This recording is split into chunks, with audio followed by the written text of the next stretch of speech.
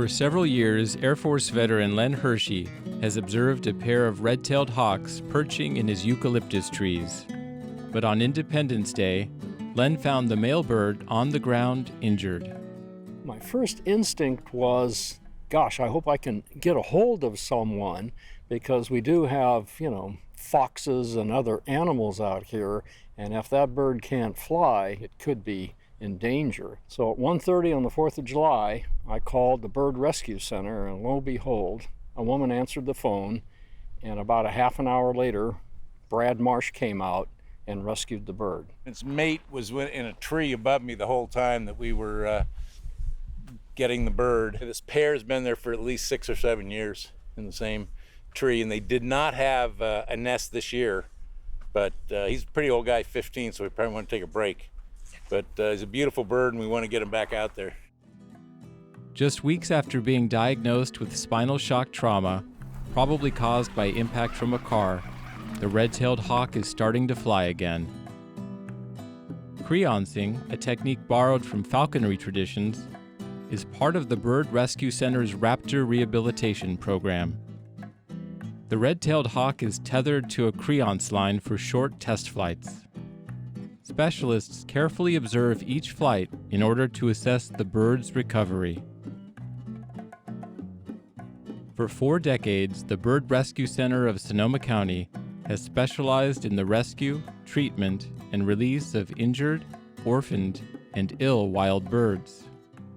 This is where all new patients come when they are first admitted to the Bird Rescue Center, and this is also where we do all of our weekly raptor rechecks. We do raptor rechecks on average about 3 times a week.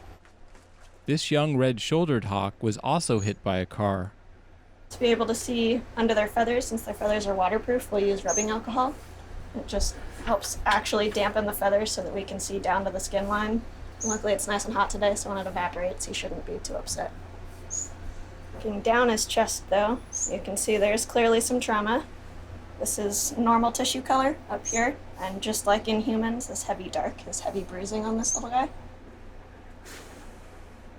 And the reason I'm blowing on his feathers is raptors and songbirds, their feathers grow in feather tracks. They're not fully feathered like you would think of a dog having fully fur, I guess. So you can actually blow the feathers apart in their naked areas, and that way you're able to see their body without alcoholing them.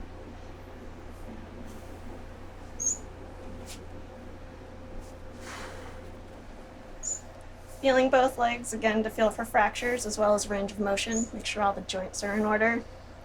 You can also palpate swelling. And we see he's got a little bit of road rash on his feet, but otherwise he's got beautiful little red shoulder feet. So his wings are both in pretty good working order. Both feel good. Has a good range of motion out and over his back.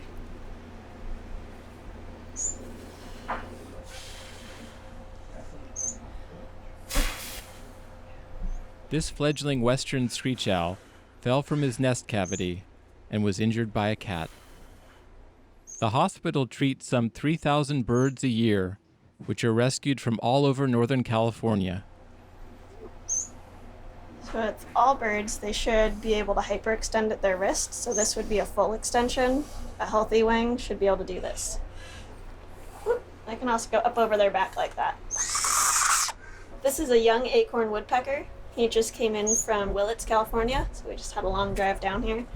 So we don't want him to get too stressed out, but we're going to give just a quick intake exam to see how things are doing, and then we'll give him a break and probably give him a slightly more thorough exam in a half hour or so. This baby house finch was brought to the Bird Rescue Center after falling from its nest. Once fed, the bird will be returned to its incubator.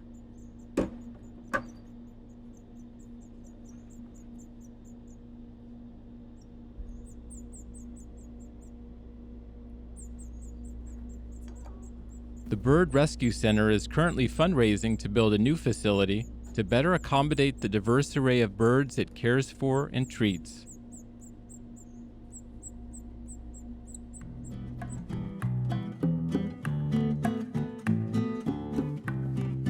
To speed the recovery and release process, Brad performs a procedure called imping. This is not at all a new procedure. It goes back to falconry traditions that go back thousands of years. Quick drying epoxy is applied to a bamboo dowel that is attached to the end of the donor feather, which is then attached to the bird. We've now used this falconry tradition in rehab and taken it in some ways a step further, because it's almost like we've rebuilt a half a bird at times, it seems like, with as many feathers as that we put into a bird. It serves us well getting the birds out, and the birds very well getting them out of here much quicker and not having the stress of being in captivity. Damaged or missing feathers are replaced with donor feathers that will help this young osprey fly. Yeah, you need it to be lined up when the tail is fanned out as well as when the tail is relaxed. And the fanning is usually the more difficult part, because generally when you're imping, you're kind of doing it in this realm, but when they're taking flight, you need to be able to open that tail up and have it be solid on all planes, which I think you nailed it. So These transplanted feathers will fall out when the bird molts and new feathers grow in. A month after its July 4th injury, the red-tailed hawk has completed rehab and is ready for release and reunion with his mate. this is what we're here for. This is what we do, is to get these birds back into the wild. So these are the days that I love. These are the reasons I get up and go to work every day. This is where he was found. This is where we know his mate is. So this is a territory he should be very familiar with. But we'll make sure to give him the time to readjust before we just take the hood off and let him go.